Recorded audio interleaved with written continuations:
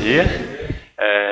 Bom, então, como a mestra disse, reiniciando o ciclo, né? E falando mais uma vez, então, de como reconstruir as nossas emoções. Eu estava ali sentado, estava ouvindo a Márcia falar e pensando, né? Nossa, que alegria, né? Poder compartilhar isso, né? Compartilhar essas experiências de estudo, né? Mais ao final, com cada um podendo contribuir. Né? Isso dá um refrescor na alma, né? Porque, afinal de contas, a gente experiencia, aliás, né? As experiências da dor, assim como cada coisa que a gente estuda aqui nos nossos estudos, e por vezes é tão difícil, né? Então, quando a gente vem aqui conversar sobre isso, é realmente um refrigério, né, para os nossos pensamentos, para a nossa alma, né? E a dor e o sofrimento, aliás, esqueci de dar bom dia para o pessoal da internet, né? Bom dia a todos, né? A pessoal que acompanha a gente pela internet. E, bom, falando então desse tema que nos é tão querido, eu diria assim, um tema necessário, um tema que nos toca no nosso dia a dia, nas nossas experiências.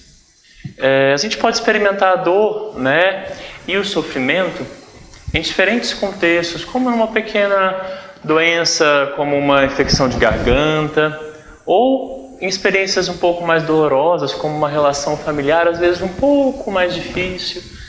A dor, ela acontece em diversos contextos, né? E pensando nela, eu sempre costumo me lembrar de um versículo de Paulo, que eu particularmente sou muito afeito a ele, assim, eu adoro, sempre ele me vem muito à mente.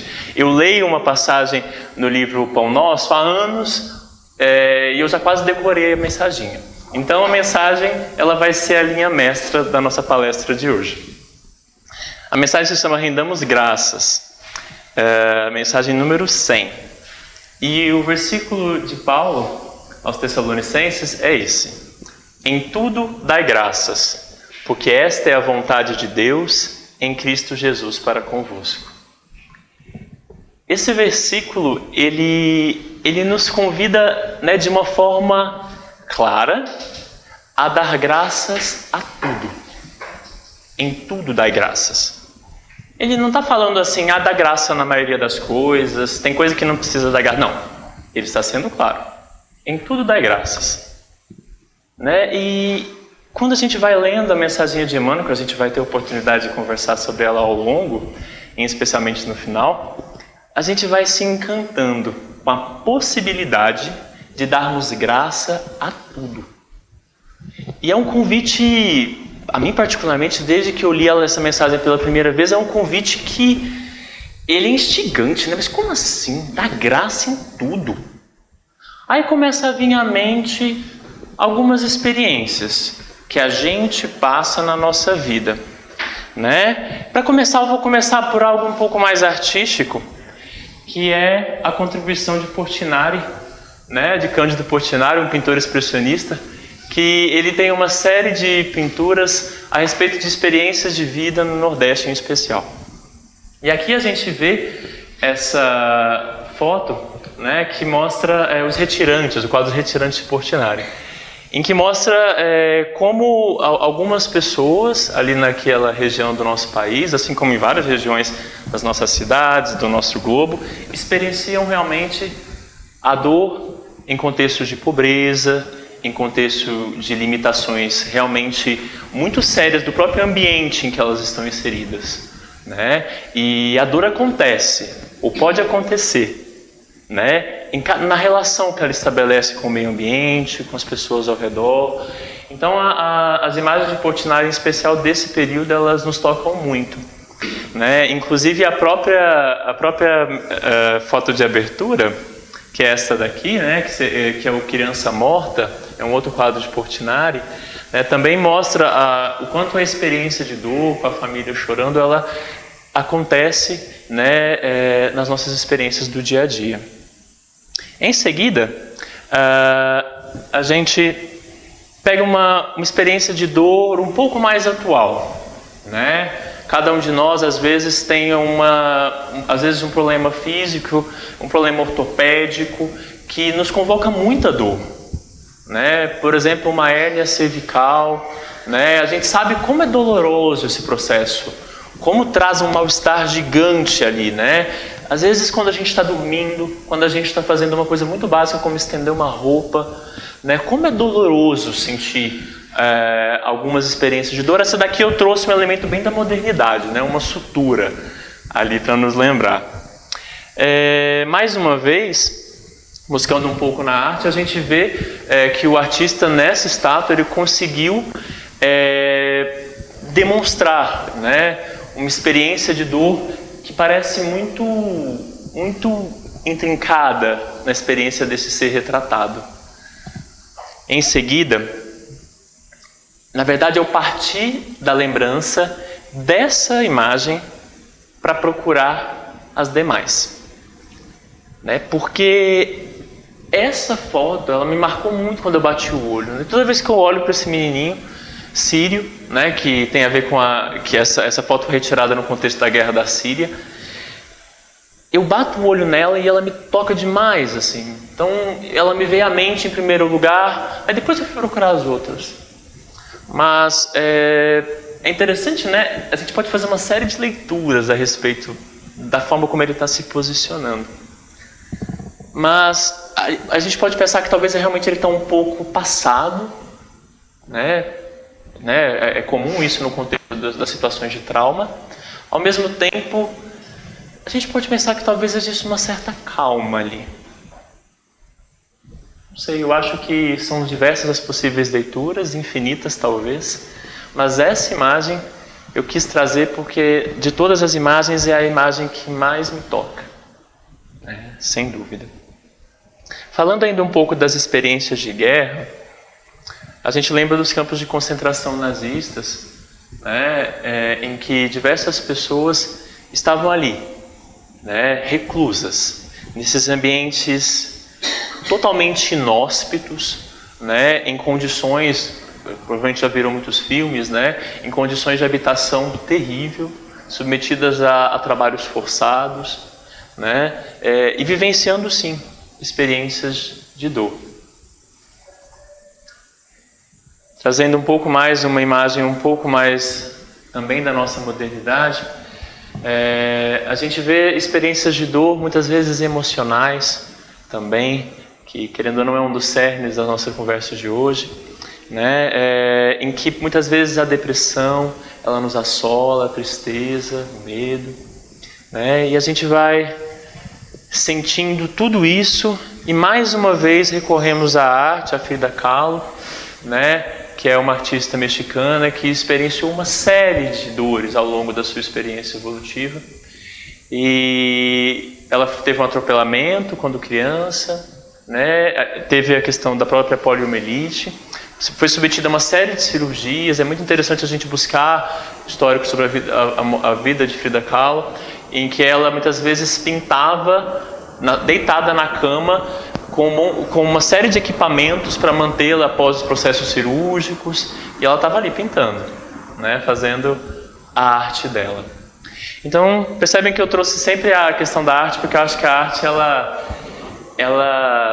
fala a respeito da nossa realidade de um jeito muito especial, né? Nessa imagem ela ainda coloca uma série de como se fossem pregos na pele, né? E mostra a própria coluna exposta, que teve uma série de fraturas, né, ao longo do processo de aprendizado dela. Aí, a gente, mais uma vez, como de hábito, vamos buscar lá os conceitos sobre o que a gente está falando, né?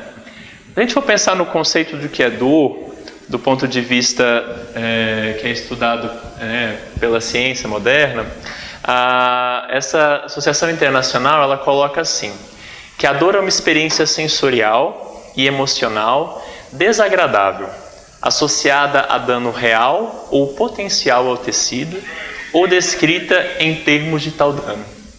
A incapacidade de se comunicar verbalmente não nega a possibilidade de um indivíduo sentir dor e precisar de tratamento adequado para aliviar a dor. A dor é sempre subjetiva, né? Então, muitas vezes pode existir um dano tecidual ali, por exemplo, numa fratura, um dano óbvio, que justifica facilmente a experiência dolorosa. Mas muitas vezes a gente vê isso na prática do consultório, na psiquiatria, com muita frequência, experiências dolorosas, que por ser eminentemente uma experiência subjetiva, muitas vezes a gente não enxerga uma lesão tecidual óbvia, como na fibromialgia, né? Como numa dor de cabeça, em que quando experienciada, por exemplo, no contexto de uma depressão, a gente realmente experienciaria aquela dor como algo diferente, não é apenas e simplesmente uma dor de cabeça habitual, uma cefaleia, não. A forma como a gente percebe aquela dor naquele momento, às vezes é muito mais doloroso do que em outro momento da vida, quando a gente está com nosso humor um pouco mais sereno, né? Então, a ciência, ela deixa isso muito claro, já lá em 1994, que esse conceito é antigo. Na hora que eu olhei, 94, falei, gente, será que não tem nada mais moderno? Mas eu pesquisei, e realmente já é bem estabelecido isso há muitos anos, o quanto a dor é uma experiência subjetiva. Em seguida, a gente vai buscar, né, o conceito de dor emocional na obra de Nígia da Silveira, e ela coloca assim: a dor emocional é análoga à dor física no que tange em nos advertir que algo ocorre de forma adversa ao que desejara, causando desavenças, insatisfações, tormentos e conflitos. Aqui, ela já nos lembra, né, do significado da dor. Quando a gente sente a dor, quando a gente experiencia ela, o que está acontecendo? Né? O que isso significa no plano mais íntimo, a experiência dolorosa, né? Então ela nos lembra, né, que pode sim, quando a gente nota a dor, ela pode trazer experiências de insatisfação, de tormento, pode ser muitas vezes baseadas em conflitos. A dor, ela tem sua origem desencadeadora na dificuldade do indivíduo em lidar com seus próprios sentimentos, com os relacionamentos, com as frustrações e decepções. E quando a gente então, lembrando lá da primeira palestra que a gente conversou, a respeito de como percebemos as nossas emoções, né? A gente pode fazer uma ligação muito estreita entre emoção e dor, né? Como a gente está experienciando as nossas emoções? Que tipo de consequência a vivência dessa emoção está trazendo para o nosso corpo físico, né? Ela coloca, né, muitas vezes as questões envolvidas em nossas relações, com frustrações, decepções, elas podem sim nos convocar a dor, né? Então é importante que estejamos atentos a quais emoções a gente está vivenciando. Inclusive, no capítulo que se segue, né, seguindo, aliás, ao longo do primeiro capítulo, ela propõe uma terapia para que prestemos atenção a essas emoções dolorosas que a gente tem lá dentro de nós. Então, como parte de um processo meditativo que a gente vai explicar logo mais. Aí a gente pensando, né, você viu que ela fala de dor em diversos contextos, né, aqui, né, aliás, com diversos significados. E aí eu me lembrei dos tipos de dor, né? Provavelmente vocês já ouviram falar dos tipos de dor. E a gente buscando lá na obra de André Luiz, no livro Ação e Reação, o amigo espiritual Druso, ele nos fala de 3 tipos de dor. Primeiramente a dor evolução, né? Que é uma dor que acontece, ele coloca como de dentro para fora, né? A dor expiação, que é uma dor que tem a ver com as experiências que a gente vivencia, com as nossas necessidades de reparação. E a dor que eu vou focar um pouquinho mais, que é a dor auxílio. A dor auxílio, ela fica muito evidente no nosso dia a dia, né? As outras também, claro. Mas, lendo o capítulo, né, eu fiquei bem tocado quando ele nos lembra do papel da dor auxílio. A dor auxílio, ele coloca, nos lembrando nas coisas mais básicas que acontecem no dia a dia, como, por exemplo, o infarto, a trombose, a hemiplegia, o câncer penosamente suportado, a senilidade prematura e outras calamidades da vida orgânica, constituem, por vezes, dores auxílio. para que a alma se recupere de certos enganos em que haja incorrido na existência do corpo denso, habilitando-se, por meio de longas reflexões e benéficas disciplinas, para o ingresso respeitável na vida espiritual. Aqui ele já vai trazendo um elemento de esperança, né? A dor, ela tem um significado. Ela realmente pode ser uma experiência libertadora, né? Até pensando no próprio processo da própria senilidade, né? Que é um assunto até que a gente conversou numa palestra esses dias. Quando a gente vai ficando mais velho, o nosso corpo, ou não necessariamente mais velho, né? Vamos combinar, mas pensando um pouco no processo de envelhecimento mesmo, facilita.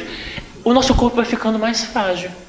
De repente, a gente não tem aquela disposição, a gente não sobe uma escada tão rápido quanto antes, a gente não corre tão rápido às vezes.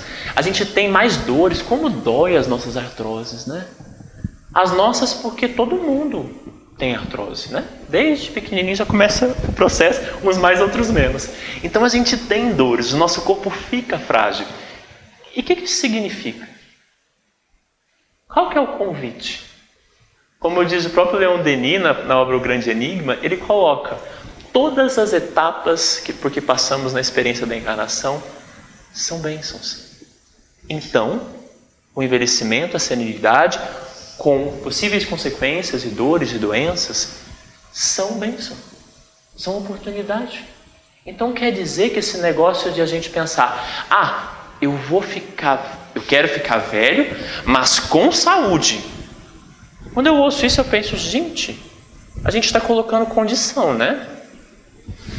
Nas leis naturais, nas leis divinas, do tipo assim, se for para eu ficar doente, com saúde tudo bem, se não for eu não quero mais, aí eu não quero brincar.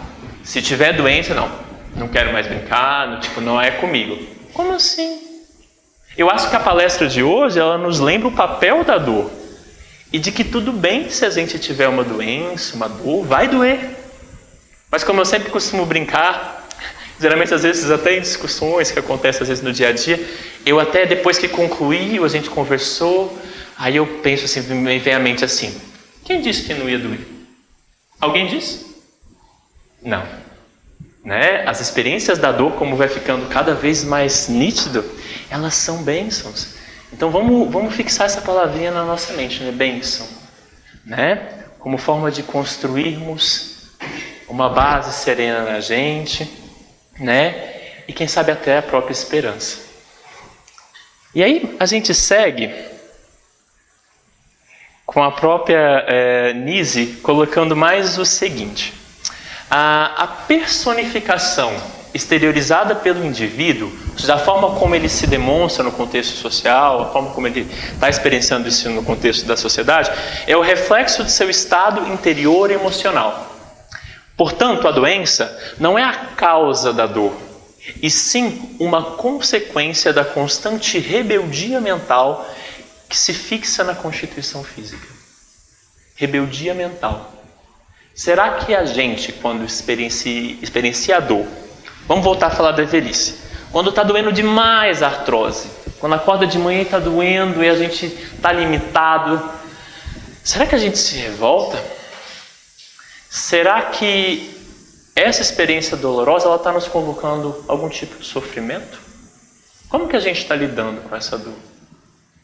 Você vê que eu vou sempre colocando essas questões, né? Eu gosto de colocando em forma de perguntas para que a gente lembre, lá no dia a dia eu estou falando da artrose, mas pode ter sido uma outra dor. Qual é a dor que você sentiu? Qual é a dor que eventualmente trouxe no seu íntimo uma rebeldia? Por que comigo? Aí a gente poderia pensar, e por que comigo? Enfim, a gente pode pensar então que a dor pode acontecer também comigo, né? Ela pode ser essa oportunidade, essa bênção, e é esse o convite principal da palestra. A gente já sabe disso, a gente já ouviu falar disso, mas por que quando a gente sente a dor, a gente ainda se revolta? Por que lá no nosso ser, a gente ainda faz essa perguntinha assim, meio escondidinha, assim, do tipo, mas por que comigo? Né? A gente ainda faz. E tudo bem. Faz parte do nosso aprendizado. E a palestra como essa, o mês de estudo, as conversas que a gente tem no nosso dia a dia sobre esse assunto, tudo que o doutrina espírita nos traz, e outras fontes também, então são justamente para que a gente vá se exercitando. A gente experiencia a dor, a gente faz essa perguntinha, a gente se dá conta da rebeldiazinha, e agora então vamos lidar com ela. Não vamos ignorar o nosso medo da dor. Em seguida, a gente pode lembrar que Jesus disse: bem-aventurados os aflitos. Então ele já deixou claro lá há 2000 anos, né? Bem-aventurados os aflitos. E ele coloca assim no versículo de Mateus: bem-aventurados os que choram, pois que serão consolados.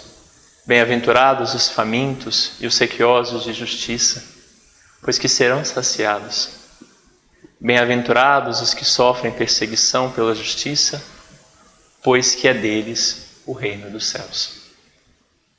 Interessante que, lendo agora aqui com vocês, a gente vai estudando e vai refletindo para produzir a palestra, mas eu pensei uma coisa diferente aqui agora, que tem a ver com algo que eu experienciei ainda ontem com um paciente. E que acontece muito.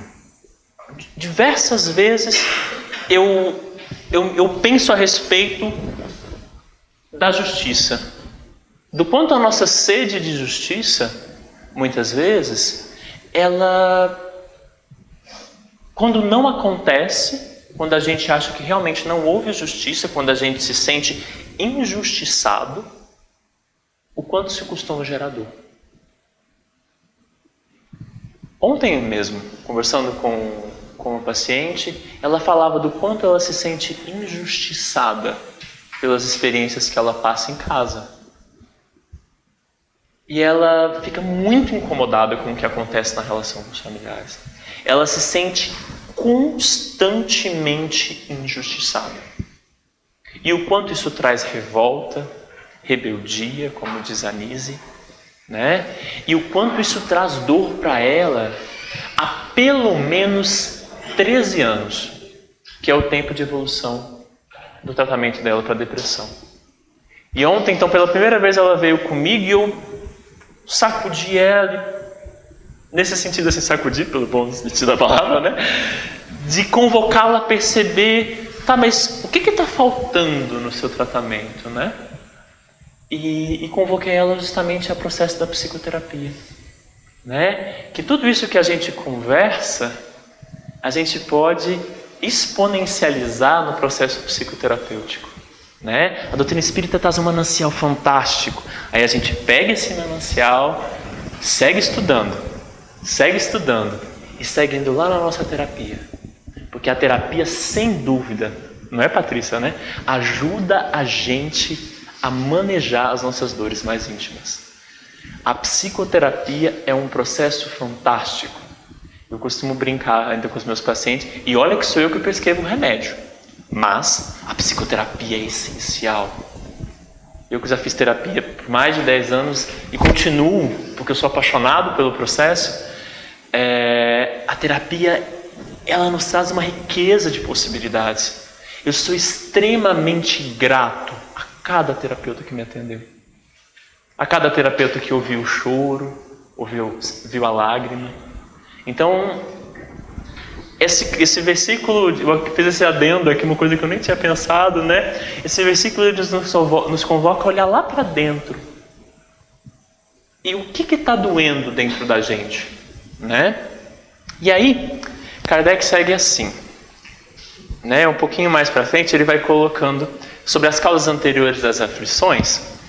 Ele escreve assim: todavia, por virtude do axioma segundo o qual todo efeito tem uma causa, tais misérias, no capítulo ele falava de várias, né? São efeitos que hão de ter uma causa, e desde que se admita um Deus justo, essa causa também há de ser justa.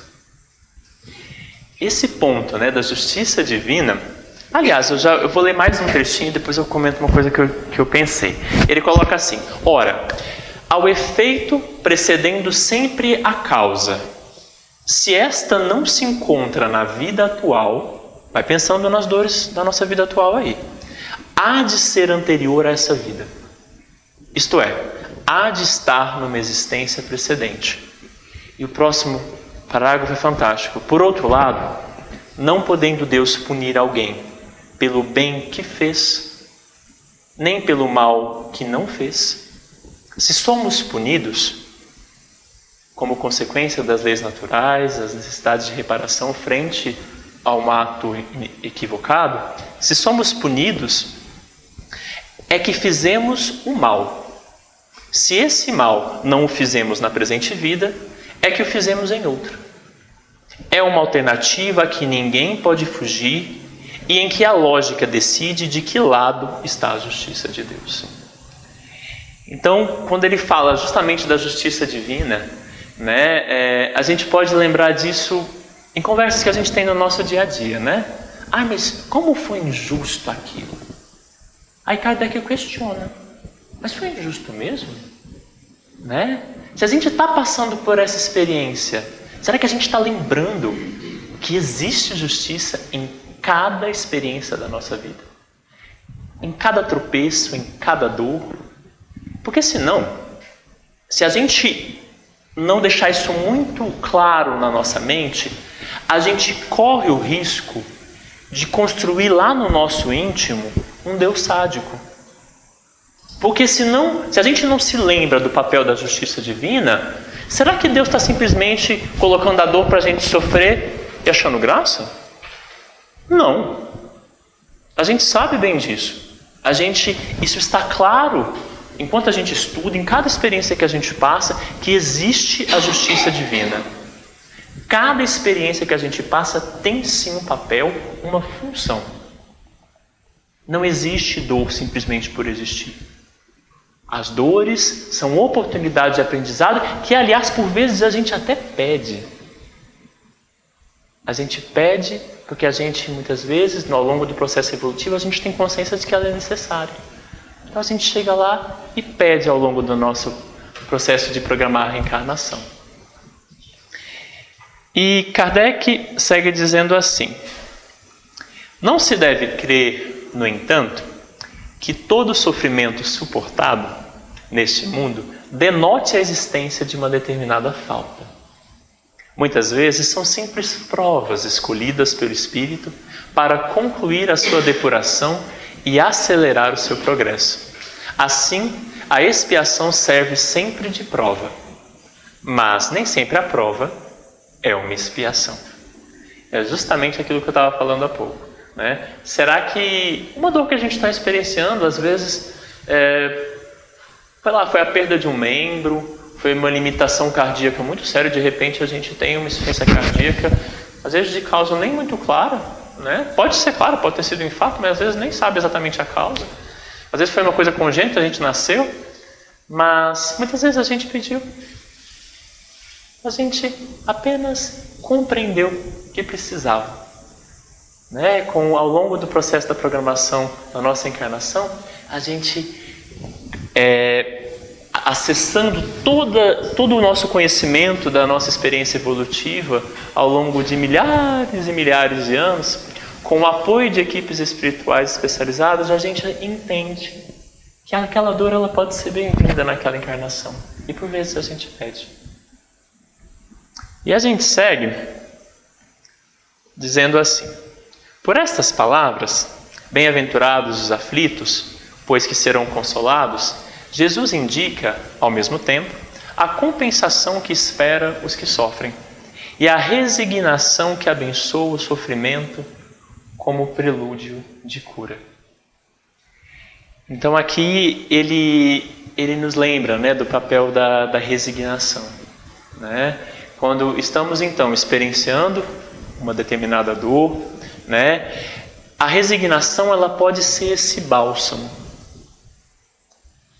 A mudança de perspectiva, aquele ponto de inflexão a partir do qual a gente consegue se acalmar, a gente consegue se serenizar com a experiência dolorosa, nos resignarmos, e tudo isso facilitado, exponencializado pela razão, pela bênção, por exemplo, da doutrina espírita, que nos auxilia nesse processo de calma íntima. perante as nossas dores. E, em seguida, Lacordaire, nas instruções dos Espíritos do mesmo capítulo, ele fala sobre o bem e o mal sofrer. E escreve: bem-aventurados os que têm ocasião de provar a sua fé, sua firmeza, sua perseverança e sua submissão à vontade de Deus, porque terão centuplicada a alegria que lhes falta na terra, porque depois do labor virá o repouso. Eu acho linda a parte que ele fala, né, da submissão à vontade divina, né, que lembra justamente lá o versículo de Paulo, nem tudo dai graças, pois essa é a vontade de Deus em Cristo Jesus para convosco. Né? Será que a gente pode, com essa calma que a gente vai construindo, agradecer?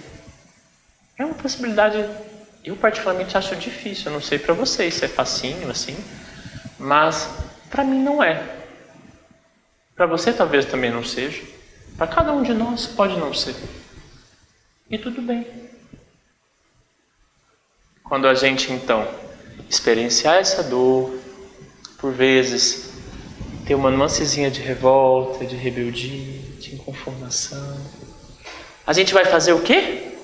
Esconder tudo isso lá no fundinho e fingir que não é com a gente? E começar a sofrer? Ou a gente vai olhar com atenção para a nossa revolta, para o nosso medo, para a nossa inconformação, e uma vez compreendendo que eles estão ali, é fato, a gente por vezes se revolta. O que a gente vai fazer com isso agora? A gente talvez não esconda mais, a gente coloca em cima da mesa, para a gente poder, no nosso dia a dia, se dar conta que a gente ainda está se revoltando. Então vamos lá, vamos continuar estudando, vamos continuar nos amando nas nossas relações, vamos fazer o processo de uma terapia. É um processo de compreensão, de enfrentamento, e ele fala da própria fé. É do quanto a fé, ela é esse elemento, né, que pode trazer essa calma. Porque tem a ver justamente com a confiança de que Deus, com suas leis naturais, oportunizou para mim essa dor. Então essa confiança é algo que a gente pode se exercitar. Eu gosto muito da frase de Emmanuel que diz: a experiência, aliás, a disciplina precede a espontaneidade. Essa frase grudou na minha cabeça esse ano. Direto ela me vem na cabeça. E quando está difícil, aí eu penso, mas a disciplina precede a espontaneidade. Então, se eu estou me sentindo um pouquinho revoltadinho, tudo bem. Eu vou prestar atenção e vou tentar me disciplinar para mudar isso. Aí, de repente, daqui a pouco, a gente pode fazer um exercício de gratidão. Obrigado, Senhor, por essa dor. Obrigado por essa dificuldade.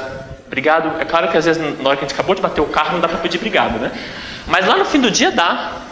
Quem sabe uns dias depois, né, a gente pensar, mas qual que é a experiência de aprendizado que eu tive quando eu bati meu carro mesmo? Então esse é um exercício. A gente vai se exercitando e daqui a pouco fica espontâneo. Quando bater o carro, de repente a gente pensa, obrigado, Senhor, pelo menos eu não morri, não machuquei ninguém, foi só os carros. Né? Então é um exercício que a gente pode se propondo de fé. E ele ainda segue dizendo assim: bem-aventurados os que têm ocasião de provar sua fé, sua firmeza, sua perseverança e sua submissão. Aliás, isso daqui está repetido, gente, agora que eu vi, né? Mas acho que é para a gente poder pensar mais uma vez sobre o papel da nossa submissão, né, na experiência de vida. Ficou 2 vezes. E aí a gente volta, então, me veio à mente quando eu estava lendo esse Bem e Mal Sofrer, o que Emmanuel coloca para a gente no livro O Consolador, no capítulo Evolução, que tem justamente a ver com o tema, instrumentos de evolução, a nossa dor e sofrimento. E aí tem uma perguntinha para Emmanuel que pergunta assim: entre a dor física e a dor moral, qual das duas faz vibrar mais profundamente o espírito humano? Podemos classificar o sofrimento do espírito como a dor realidade e a dor tormento físico, de qualquer natureza, como a dor e ilusão. Em verdade, toda dor física colima o despertar da alma para os seus grandiosos deveres, seja como expressão expiatória, como consequência dos abusos humanos, ou como advertência de natureza material ao dono de um organismo. E segue dizendo, mas toda dor física é um fenômeno enquanto que a dor moral é a essência. Daí a razão, porque a primeira vem e passa, a dor física, ainda que se faça acompanhar de transições de morte dos órgãos materiais. E só a dor espiritual é bastante grande e profunda para promover o luminoso trabalho do aperfeiçoamento e da redenção. Então essa dor moral, a dor que é essa essência, do que às vezes nos leva a ter uma determinada doença, uma determinada revolta, isso tem a ver com as nossas dores morais. É essa dor que a gente pode prestar mais atenção. E quando estiver doendo simplesmente a nossa artrose, a gente pensar, mas o que isso significa lá no meu íntimo? A Nise ainda fala até do próprio AVC, do próprio derrame, né, no dito popular, de quanto muitas vezes isso pode ter a ver com determinados padrões de rigidez, com determinada necessidade de prestar atenção, de que aquela limitação pode nos ajudar. Às vezes a gente é muito rígido, né? Então, e por isso é importante a gente não prestar tanta atenção na dor física, cuidar dela, mas sempre olhar no que é a essência. Ele segue na questão 241 dizendo assim, onde o maior auxílio para a nossa redenção espiritual? A gente está falando de dor, por isso eu coloquei, né? No trabalho de nossa redenção, no trabalho de nossa redenção individual ou coletiva, a dor é sempre o elemento amigo e indispensável. Já chamou até de amiga, né? Já ficou íntimo, essa é a ideia da palestra, né? A gente ficar amigo das nossas dores, né? Um elemento indispensável. E a Nise coloca, no segmento do primeiro capítulo, um detalhe importante sobre o autodescobrimento enquanto parte do processo de aprendizado por que passamos. Ela diz assim, quando o indivíduo opta pelo enfrentamento dos conflitos, assimila que é inevitável o autodescobrimento, percebe que por meio das suas dores existe sempre um aprendizado oculto. Então é tão interessante a gente perceber, né, que como coloca Emmanuel, a dor física, ela acontece, é importante, mas é essencial que olhemos para o que está além dela, para aquilo que é a essência da dor, que em geral, como coloca a Nise, né, a essência dela baseia muitas vezes, em especial na dor moral. Né? Então é esse ponto que temos de dar atenção, buscando quais são os conflitos que justificam as nossas dores. Em seguida, continuando no capítulo, a Nise propõe, na parte de terapia de apoio, um processo bem interessante que passa pelo processo da meditação. Que possamos, alguns dias da semana, ou todos os dias, durante 5, 10, 20, 30 minutos, o tempo que cada um conseguir, fazemos um processo meditativo em que a gente vai aquietar a mente, fazer uma respiração profunda, que pode ser uma das âncoras da meditação, e começarmos a nos lembrar, puxar na nossa mente, quais foram as experiências de dor por que passamos? Você se lembra de alguma dor, alguma situação que você passou e que muito te afligiu? Às vezes alguém te falou alguma coisa que calou fundo, porque doeu. E às vezes a gente pegou esse momento e guardou. Insistamos em nós. E às vezes a gente vai carregando isso, colocamos na nossa bolsa e carregamos ao longo da vida. O convite dela é que a gente possa parar, pegar um caderno, uma folha e anotar. Nesse dia aconteceu assim, o que objetivamente aconteceu e o que depois em seguida, o que eu senti. O que passou lá no interior da minha alma, no meu âmago, o que me fez? Eu carreguei essa dor até hoje. Eu acho que foi por isso e por isso. Então é importante que a gente descreva. Futuramente a gente pode pegar, voltar a ler esse material e às vezes a gente vai ter uma outra impressão. Na hora que a gente lê, a gente... Nossa, mas parece que hoje eu entendi diferente. E num processo que se segue, é claro que a Anísio descreve com muito mais riqueza de detalhes, a gente vai contar para um amigo ou até para um psicólogo, alguém de confiança, né? Aquela história, mas como se fosse com uma terceira pessoa, com uma outra pessoa. Então a gente conta, eu ouvi uma história de um amigo me contou que passou em tal situação, né? E deixa o outro opinar. Né? Qual é a sua impressão sobre o que aconteceu, né? E a gente vai perceber que muitas vezes o outro, ele colabora com a gente com um olhar diferente. Nossa, não tinha parado para pensar por esse ângulo. Então, isso é uma das formas de a gente enriquecer o nosso olhar sobre a situação e, melhor ainda, manejarmos a nossa dor. Como ressignificar a nossa dor. Paulo... em uma passagem aos Coríntios, ele faz um convite a não desanimarmos. Ele segue assim: por isso não desanimamos, embora exteriormente estejamos a desgastar-nos, interiormente estamos sendo renovados dia após dia, pois os nossos sofrimentos, leves e momentâneos, estão produzindo para nós uma glória eterna, que pesa mais do que todos eles. Assim, fixamos os olhos, não naquilo que se vê, mas no que não se vê. Pois o que se vê é transitório. Mas o que não se vê é justamente o eterno.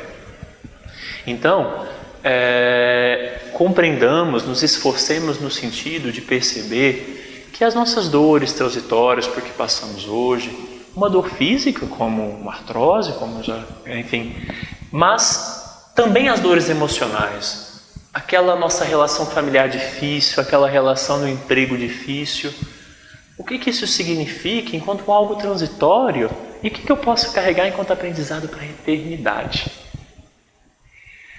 Bom, voltando mais uma vez, a mensagem Rendamos Graças de Emmanuel, ele tem uma frase que me cala fundo na alma e que algumas vezes eu tento lembrar, faço um esforço para lembrá-la, justamente quando a gente passa por uma situação bem dolorosa no dia a dia, nas situações mais corriqueiras por que passamos. Ele diz assim: roguemos a providência celeste suficiente luz para que nossos olhos identifiquem o celeiro da graça em que nos encontramos.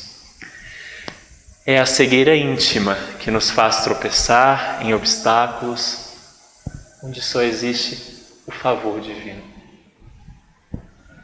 E como é divino a gente perceber, né, a gente se exercitar para que percebamos como Deus está oportunizando para mim esse aprendizado, né?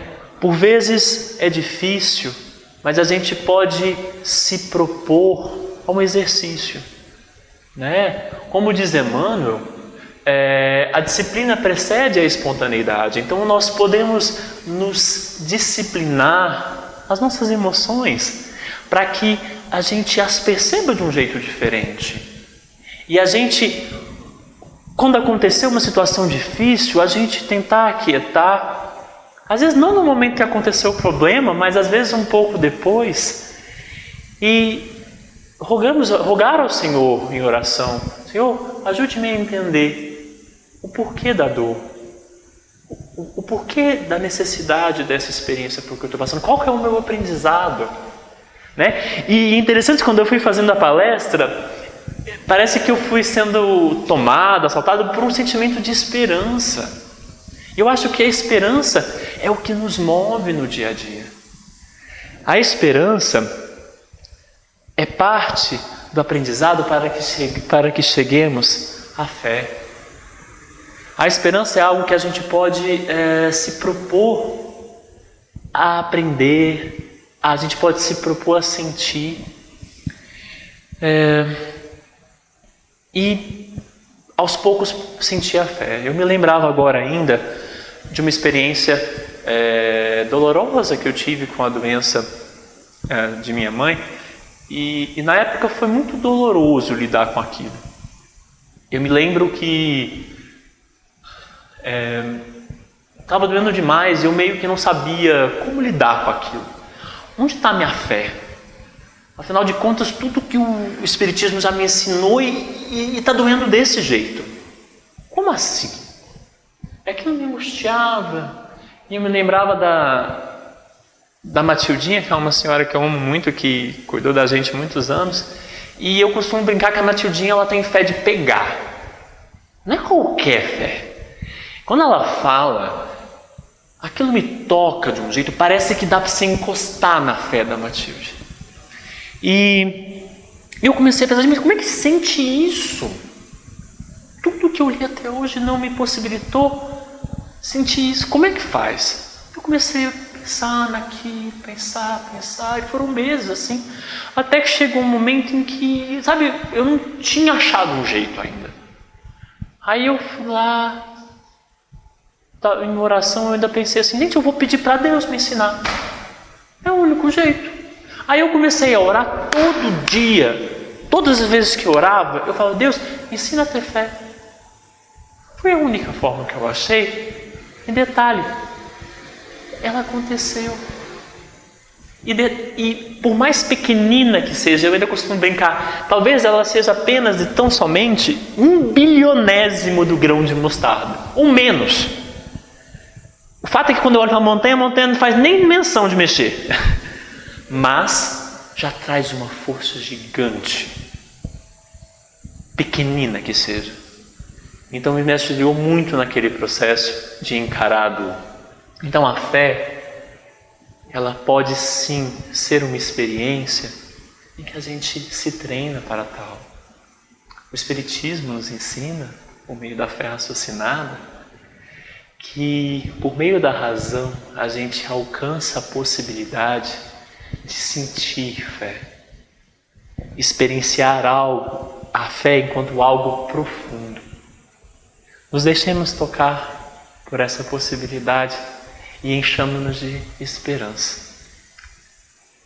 E grato pela oportunidade de estar aqui com vocês, eu expresso também a minha gratidão pela FEB e compartilho com vocês esse projeto que é tocado pela FEB já há praticamente um ano, que é a nossa FEB, uma forma de cuidarmos dela.